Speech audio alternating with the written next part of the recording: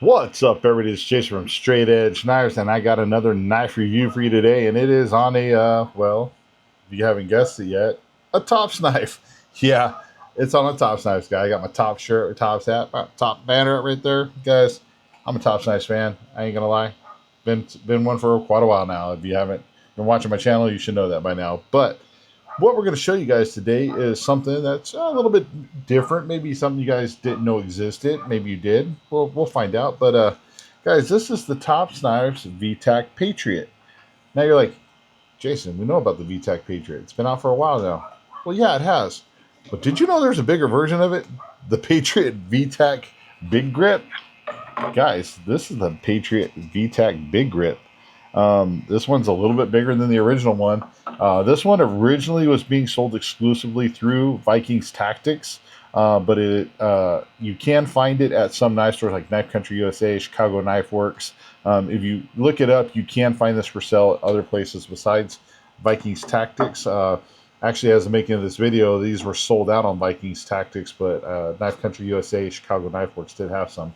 But before we dive any farther into this awesome blade, quick word from our sponsors, guys. Wicked Wax and Wicked Clean, both products made from Wicked Industries, guys. This stuff is awesome. I use it all the time on my knives. Even before they started sponsoring the channel, I was using these products. The Wicked Clean does a fantastic job of getting gunk and stains and stuff off my blades, and the Wicked Wax helps protect it, guys. Especially with the 1095 high carbon steel, it will definitely, if you're in a humid environment, help keep those knives from rusting and things like that. Also keep your handle scales, be it micarta, bone, G10, whatever it is you're using for handle material, it'll help protect your handle materials as well.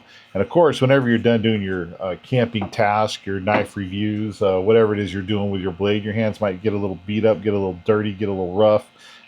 Utilize Wicked Rescue to help moisturize your hands, keep them nice and soft, help those wounds heal up a little faster. You got those dry, cracked, ashy elbows and feet. This stuff will help out, definitely. So recommend it highly. All this stuff is made here in the USA, and if you feel so inclined, Tops Knives has Top Sauce, which is made by Wicked Industries. So you guys, pretty similar product, guys. So definitely go check it out on Tops Knives website. There'll be a link down below for Tops Knives website as well as Wicked Industries. So make sure you go check those out to find out more information about what they have to offer. But onwards and upwards, guys, right? So I've been a big fan of the VTAC series of knives since they came out. From the Patriot, the original Patriot, to the Crusader, to the Norseman. Have reviews on all of those. Love them. Great blades. And then when I had seen that they were coming out with the big grip version of this, I was excited. And I got lucky, and I was at one of the shows, and Tops just happened to have one of these available at the show. I think it was one of the blade shows. And I was like, I'm grabbing one, man. I picked it up, and I was like, yep, I'm grabbing it. I fell in love with it. And so here it is. And we're going to be doing the full review on this, guys. So this is my original Patriot, guys. I brought it out for size comparisons. This one is pretty special. I don't really carry this one around too much anymore. Mostly because if you guys look right here, let me pop these beta loops open. See that right there? And that right there, well, that's Leo Espinoza, president of Tops Knives signature, and Kyle Lamb's signature. Actually, right here somewhere, I'm going to put it right here. There's a picture of all three of us. Kyle and Leo both autographed my sheath. I happened to have my Patriot on me while I was at the show.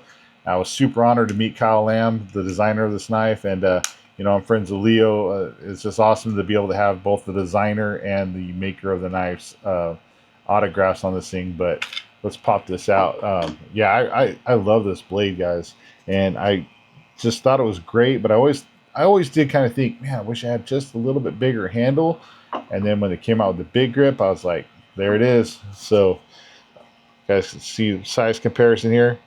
You're getting a little bit of a longer blade and a little bit of a longer handle. If we put these kind of handle to handle, the blade length isn't too much more bigger, but it's definitely in the handle for sure. And a little bit of a difference too, because you have different color variation on the handle. You have the black and gray G10, compared to this brown and kind of greenish G10. But there's definitely a decent size difference between the two blades, as you can see there. Thickness wise, they're still identical. If you put them, side to side, they're still identical this way. Check a closer look at the handles. Get my fingers out of the way. And they still both have that beautiful kind of blood vine groove going through the back, which is awesome. But this is the original Patriot. Again, great EDC knife, but then you can also EDC this one very easily as well. This one originally came with beta loop straps as well, but I opted to want it more of a vertical belt carry system, and I had this kind of, I don't know, it's like a belt loop system that came off another knife essentially, and I was able to fit it on there and make it work. So, but I like carrying this one a little bit on more of the vertical plane rather than the horizontal. But the sheath is black Kydex, fits in there nicely. There's no, like, very little movement, little bit of, just tiniest bit of rattle. Has a nice thumb ramp built in here, so you can just come in here and pop that thing off, get your knife out, and start doing whatever it is you need to do. I don't know what it is about this blade shape, but I really like it. I can't sit here and tell you it's not a Tonto. It's not necessarily a sack style. It's almost like a modified sack style blade, if you will, if you guys can see, because you kind of have that thing, kind of breaks off right here, but it definitely gives it enough of a tip, but it gives it this nice belly for sweeping cuts as well. So I just really like the way it feels when I'm utilizing it, especially with the little Patriot, and having that extra handle grip makes it really nice. You do have a really nice hole back here that you can utilize as a lanyard hole easily, or it's also there to probably lighten up the blade and balance it out as well. But it works obviously as a lanyard hole.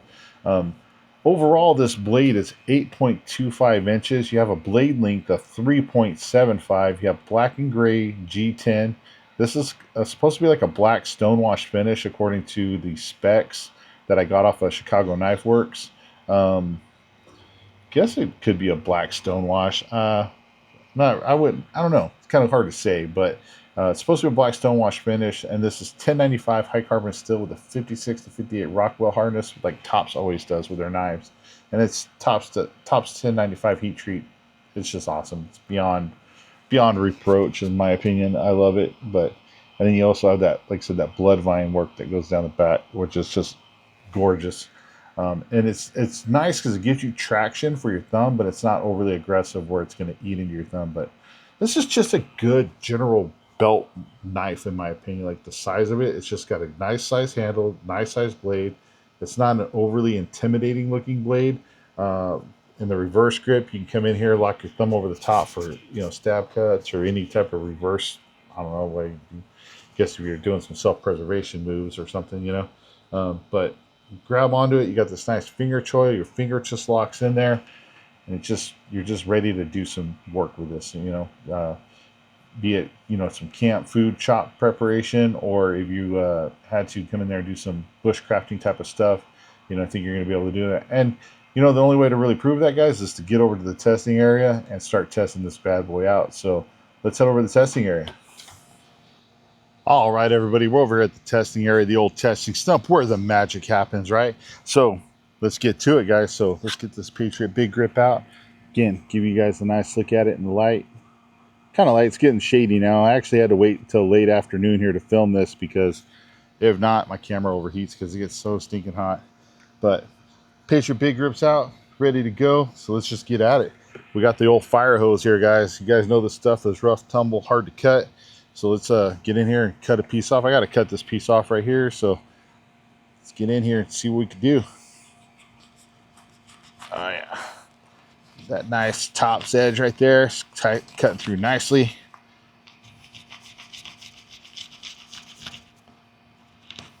Bam. Cut through cleanly, nicely.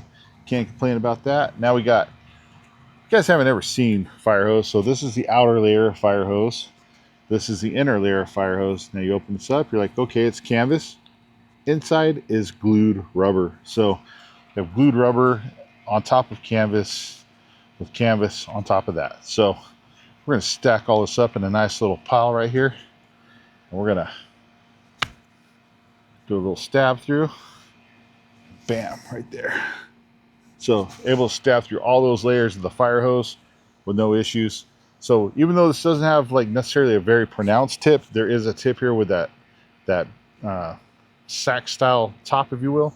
I don't even know if that's necessarily what Kyle Lamb was going for with that, but that's kind of what it reminds me of. So we're just going to go with that for now. I could be wrong, guys. If I am, sorry. It is what it is. Here we have the old catalog, guys. So we're going to do our stab test into this. Come over the top here.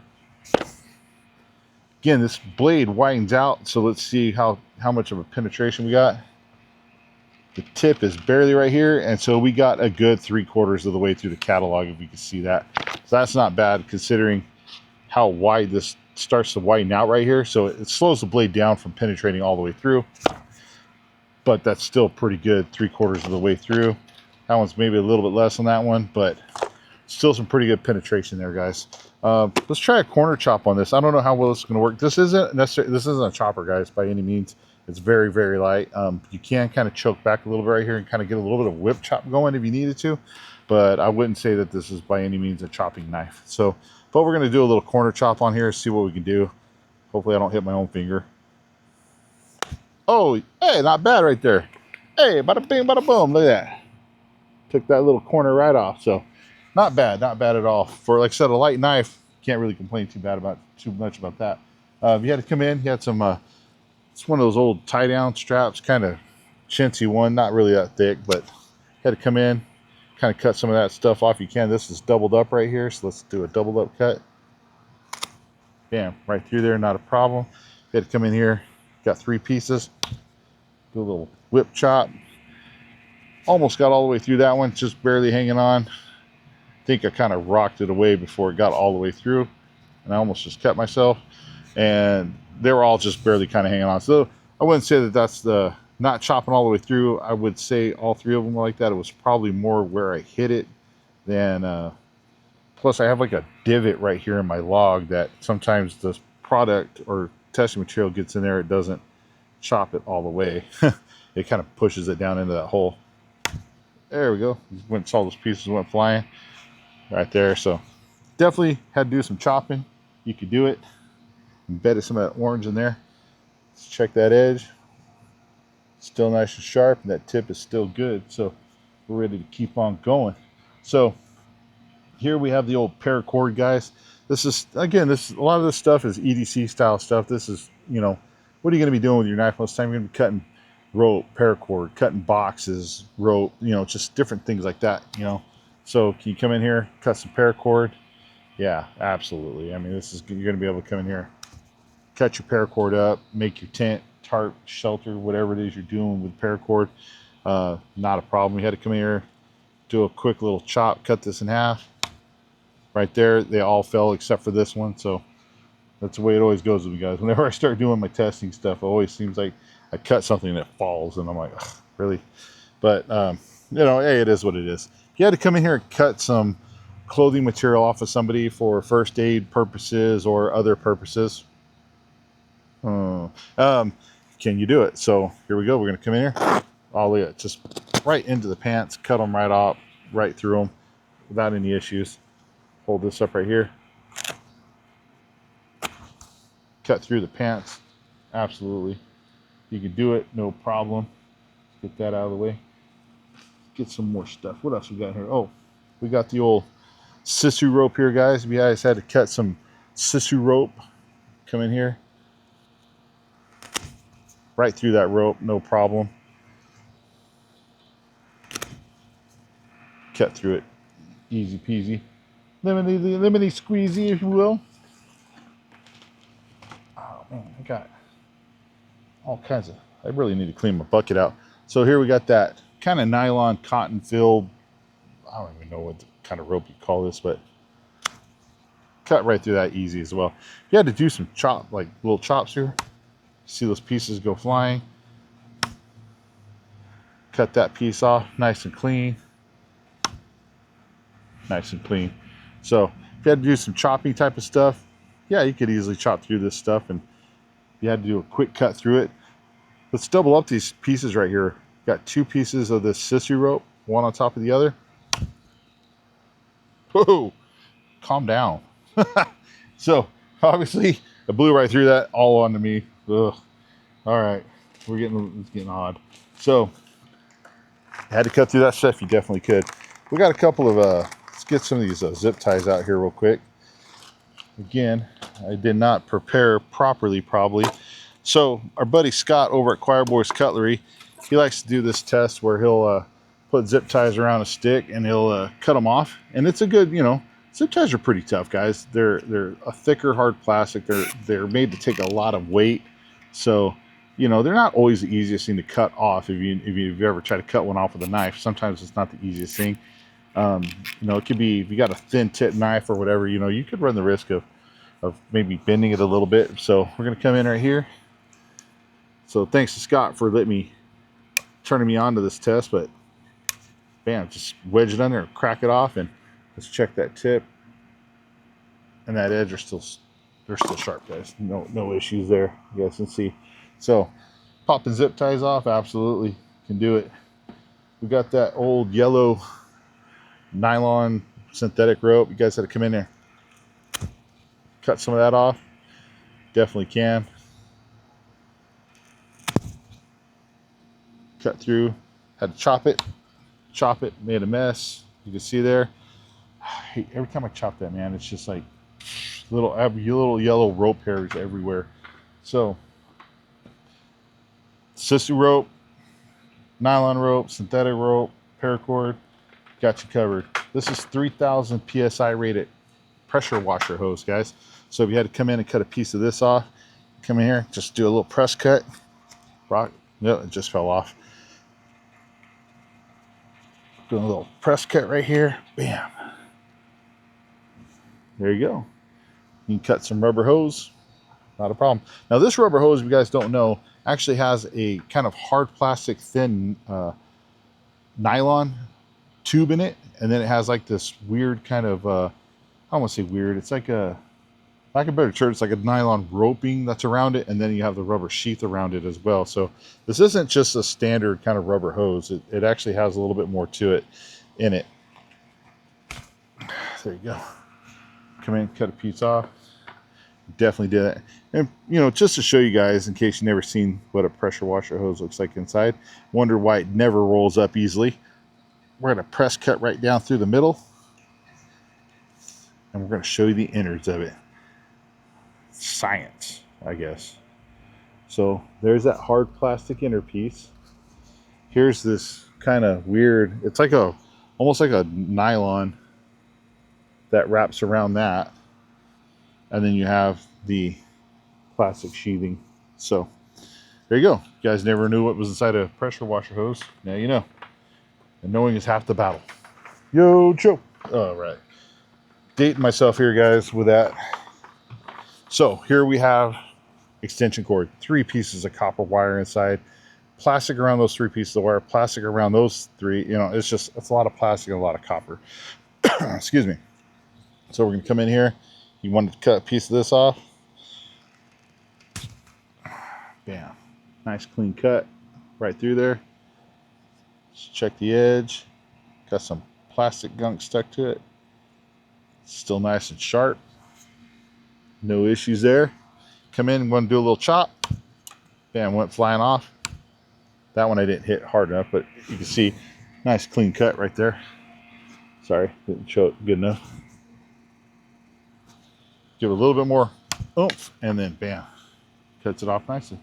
So extension cord, stuff like that, rope, EDC style stuff, no problems at all.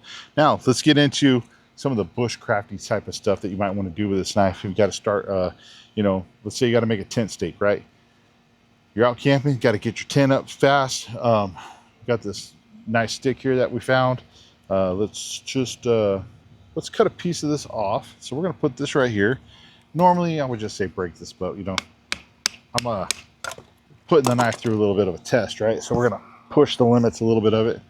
Obviously, we baton right through that. Not an issue. No chipping or rolling on the edge.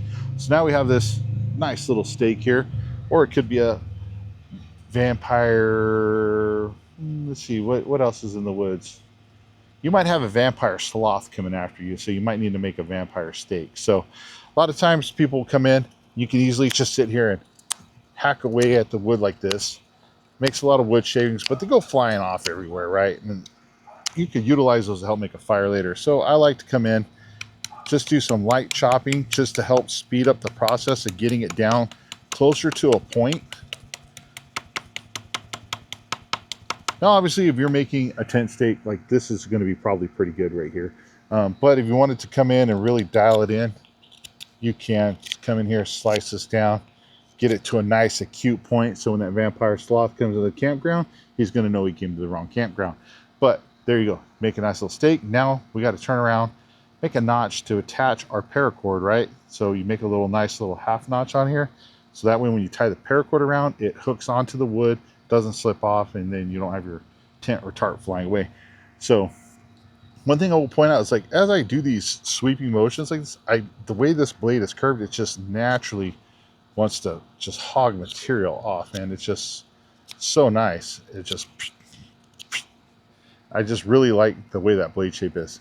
Now, if I'm going to come in here to make a notch, I'm going to come in here. I'm going to use like probably more of the back part of the blade here. I like to just kind of rest it on the stick and just kind of roll in to the stick like so. And this thing is digging deep. I'm not even going to have to dig in too far because it already cut in deep on there. But what you don't want to do is go past the halfway mark, really, because then now you're really weakening the structure of the stick. And if you do get heavy winds, it might break the stick. So you only want to go maybe halfway in. So kind of like that. And then what I'll do is I'll find the point where I stopped. I'll come over the top, rock this blade back and forth, cut those pieces off, and look at that notch. That was just so easy to do right there. And again, I attribute a lot of that to this blade shape. When I come in over the top, it's just, I can easily rock it and it's going to dig in. Being able to dig in this way works really nice. So that's actually a really good notch, guys, for, you know, making a tent stake. Now, I've applied that to other notches and things like that you would have to make for bushcrafting, making traps, snares, things like that. You know, this is going to do a pretty damn good job of making those type of notches and things as well. So now we're going to move on. We got to make some fire, right? So we got to make some fire curls and stuff like that. So let's find us a decent piece of wood here. So this here's a piece of seasoned almond wood, guys. This stuff is hard as a rock when it gets seasoned out. It's funny is a lot of people, you know, outside of California, where almonds are prevalent, a lot of people don't have a lot of dealings with almond, don't realize that how hard, when this stuff gets seasoned, dried out, it's a pretty damn hard wood. It's really hard to, it's just really hard. I don't know how else to put it. So sometimes people are like, oh, it's not a soft wood that I'm working with here, especially when it comes to batoning through with this stuff. You'd be kind of surprised at how hard this stuff is. But come in here, I just cut some really nice curls off. This has always been my issue with fire curls, guys, is I can make them, but I have such a heavy kind of hand that I feel like I always wind up cutting them off prematurely. So like, those are pretty decent. You know, a lot of times when you see people making fire curls, they're like this big old bushy stick. I have a hard time doing that because I just have a heavy hand. And I found that if I stick the knife in the wood, like so, and I come in with the stick and do it, for some reason, I have a little bit more control. It's a lot easier for me.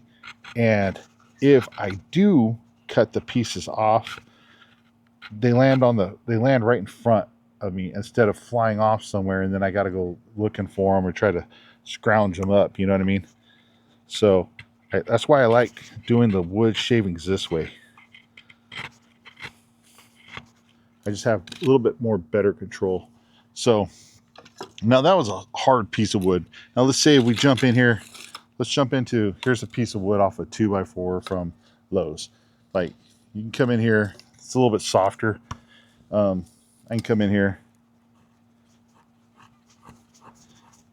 make my fire curls a little bit easier for sure. But, you know, depending on where you're at and what you're doing, you know, it depends on what type of wood you have around. It's also going to be a factor, right? So you may not always have soft woods available. You may not always have hardwoods available. So, you know, can you make hardwood or softwood fire curls? Absolutely. Now, you might get out to where you're like, oh crap, I don't have like this wood is all wet. I got to get to a piece that's dried out. I got to get to the inside piece that's dried out to be able to make my fire curls. Well, here's a pretty decently thick size stump. It's kind of cut in half already, but let's say this has been sitting out like this. So this is all wet. We need to get in on this side. Well, we're going to come in over the top here, guys. And guys, remember, this isn't a very thick blade. We're going to come in over the top right here. We're going to do a little bit of batoning. And believe it or not, that's look at that knot right there. That's kind of scary, guys. But you know, I do this stuff for you guys because I know you want to know if your knife can handle it. If you had to do it again, if you have an axe or something like that, by all means use that. But if this is what you got stuck out in the woods with, can you baton with it? Well, so far you can. Look at that. That's pretty nice. But now we're getting to that nasty knot. Oh, look at that, guys. Right in the knot. Ooh.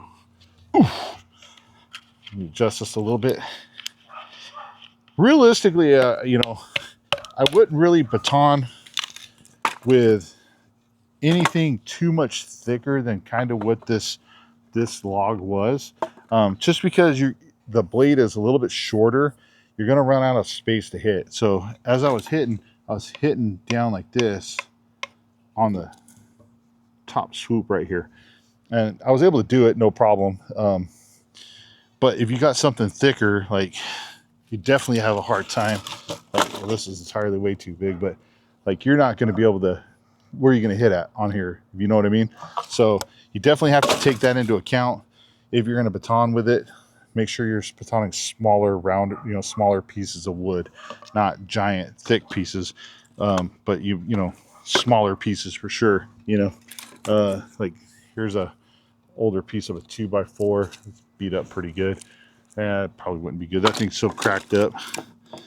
But I think you guys kind of get what I'm saying. Just like thinner pieces, smaller pieces like this, you definitely be able to baton through that stuff. Batoning through this was really not too bad at all. This is a seasoned piece of almond. When again, this stuff is super hard. It's not very thick, but I want to show even through a harder wood, you know, you can baton through this as well. What did I do with my batoning stick? Oh, well, oh, there it is. So come in here.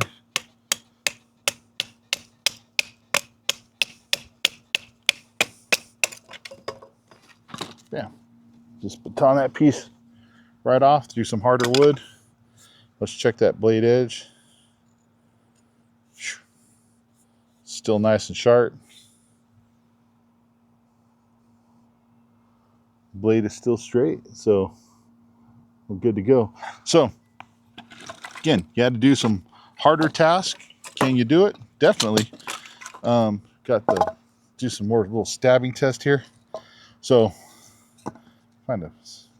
probably need to get a new 2x4, guys, because I've been stabbing the crap out of this one. But we're gonna come in here, we're gonna do some stabs. 1, 2, 3, 4, 5, 6, 7, 8, 9, 10.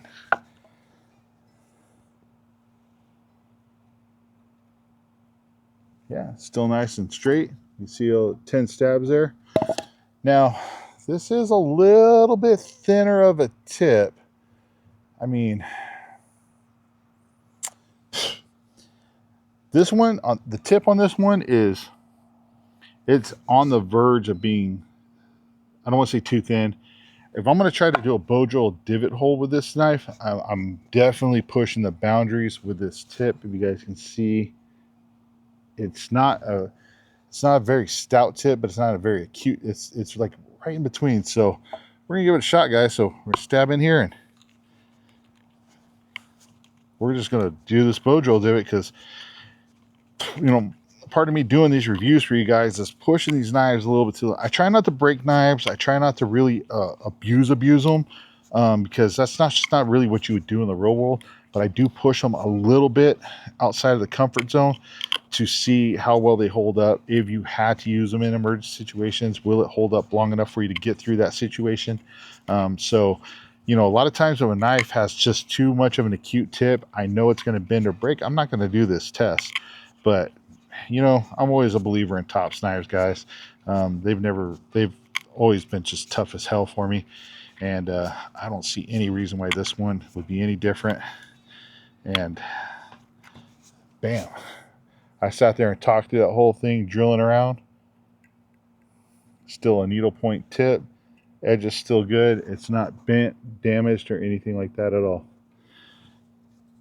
Right here is where I did the hole, or started digging the hole in. So that puts a lot of pressure and a lot of stress on the edge, guys, and it held up just fine. Now you're sitting there going, Jason, you haven't done any chopping with it. Yeah, it's not a chopper, guys, but I will come in here and hit this piece just for you guys, just to show you. Again, not necessarily a chopper, you guys see. It will chunk some wood off. I definitely have to choke back on it to get those little whip chops. Let's go right here on the edge of this. If you absolutely had to chop with it, you can, but you're going to be putting a lot of work in. It's going to tire you out. It's not made to be a chopper. It's really light. You guys can see there. It will do some chopping, you know. I would leave the extent of the chopping down to, you know, making those tent stakes. Like, this is pretty thick. I don't know. You could kind of do it here if you had to really make a really big stake. Kind of come in here. Might take you a little bit longer, but you could sit there and theoretically whittle that down. Don't know why you would need to, but if this is the only knife you had and you had to do it, can you do it? Yes, you can. Guys, the Patriot Big Grip, good all around EDC belt carry knife. It's going to be able to perform all your EDC stuff. It's going to be able to perform a lot of your wood stuff. Blade shape and stuff like that, sharpness, you wouldn't have any problems cutting up your steak at the campground or wherever it is you're at. It's just a good all-around knife. It's very non-tactical looking, if you will. So like if you're one of those people, you live in an area where, hey, you know, knives frowned upon, you pull a knife out, people are gonna be like, ah! Right? Like, this is, I don't know, it's pretty kind of unassuming. It has a tip, but it's not like an aggressive tip, you know, for zombies. It will zombies, but it just doesn't have that appearance. So I feel like if you're out and about in an area, like, you can keep this concealed fairly well. And it's gonna, and if you did have to get it out, you can put your finger on it. Oh, it's just a little butter knife, you know, kind of blow it off. Probably, you know, not really freak people out, you know, where if you pulled out El Chete, you'd be like, ah, you know. But guys, you can't go wrong with any of the VTAC blades. The Patriot, the Crusader, the Norseman, the VTAC Big Grip, all are awesome, guys. I really like these designs. Kyle Lamb did a fantastic job with them. There will be a link down below for Tops Knives, VTAC. I'm going to put links to Chicago Knife Works and Knife Country USA because they have these in stock if you're interested in picking one up. And then a link to Wicked Industries as well if you guys want to check them out. And, you know, with the Wicked Wax and Wicked Clean. Or if you want to buy the Tops Knives Wicked Wax, it's called Top Sauce. It'll be available on Tops Knives website as well. Guys, this is the Patriot Big Grip, and it's time for me to go eat some dinner. Thank you guys for watching. I greatly appreciate it. I hope you all have a great weekend. Stay safe, stay sharp. Love you guys.